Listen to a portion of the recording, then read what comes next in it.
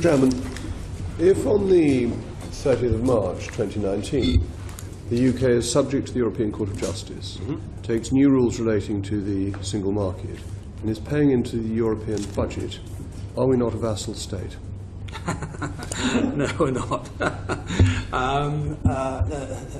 Not unless we're a vassal state today. You might think we are. No, because today we have a vote, yeah, okay. we have a representative on the Court of Justice, we have representations in the European Parliament.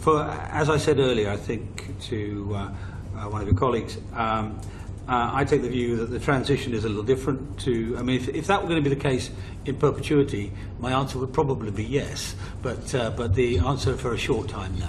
Isn't this, though, very serious, that allowing continued Court of Justice jurisdiction, it's hard to think of any precedent in the world where an independent nation has taken the judgments of a foreign court as its superior and immediate law without having any judge on that in perpetuity, you're right. Well, bear in mind, you are talking about something which we are currently negotiating, so we haven't decided quite how we're going to manage those elements, whether it's the court or indeed the agencies and so on. But in your earlier answer, you said we were going to accept the jurisdiction of the European Court of Justice. Yes. So what do you mean by accept the jurisdiction? Exactly that. With automatic effect? With automatic effect. With automatic effect. That's right. So we are a vassal state for the 2-year period? Well, I don't say that at all.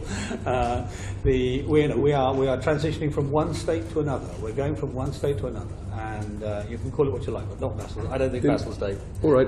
If not a vassal state, in what sense have we left the European Union? Other than we have no say on what we are leaving, as in transiting, as in implementing. Right? Okay, so the transition is from being inside the European Union to leaving the European Union over a 2-year period. Yep. It is no longer an implementation of the consequences of leaving.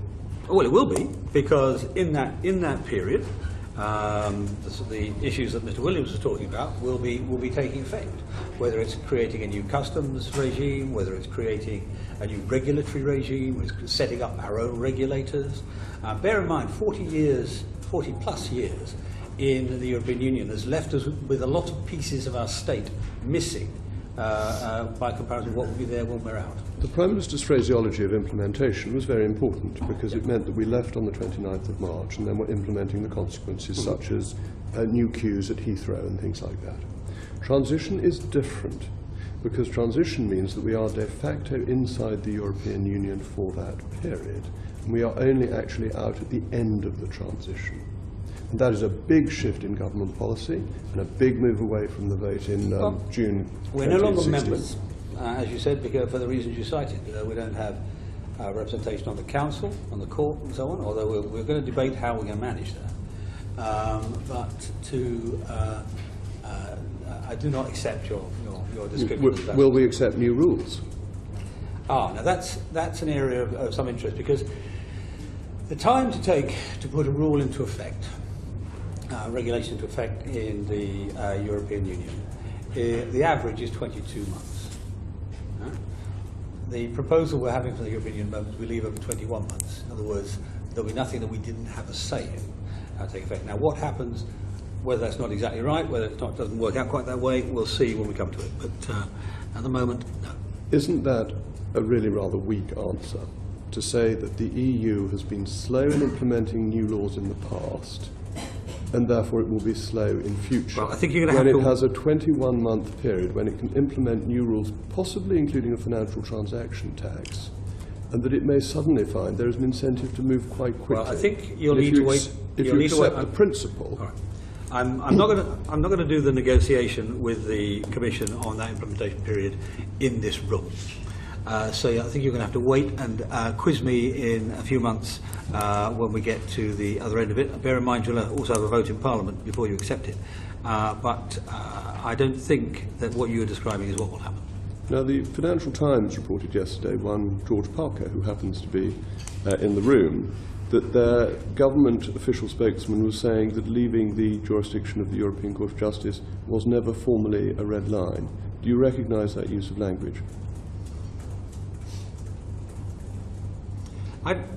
What I will say, I mean, I don't know what, I don't want to go the official government said, government spokesman said. I never use the phrase red line at all. You and I have both done commercial negotiations. Any idiot who goes into a commercial negotiation with the phrase red line determines one thing. He doesn't determine he'll hit his red line, he determines he'll hit no more than his red line. Let me finish. He also determines that he'll get nothing in exchange for things he wants to trade away. So whatever the official government spokesman said, we are going through the implementation period as described pretty much in the Prime Minister's Florence speech, and we'll do so in a way which will leave us in 2021 free of all these fetters. No vassal state us. In the transition period, will we continue to pay money to the European Union before all the final details of every agreement are completed? What's the last part of the sentence? Before every final detail of all the agreements are completed. That is to say, the basic position is that nothing agreed is until everything is agreed. Our biggest negotiating card is our money, which they're desperate for. That's one of the reasons, not the only reason, but one of the reasons that we have to have the substantive conclusion. And will we make the payment when the substantive conclusion has moved to the final conclusion, or will we make the payments during the course of the transition period? Well, I mean, what I expect us to make payment during the course of the transition or the implementation period.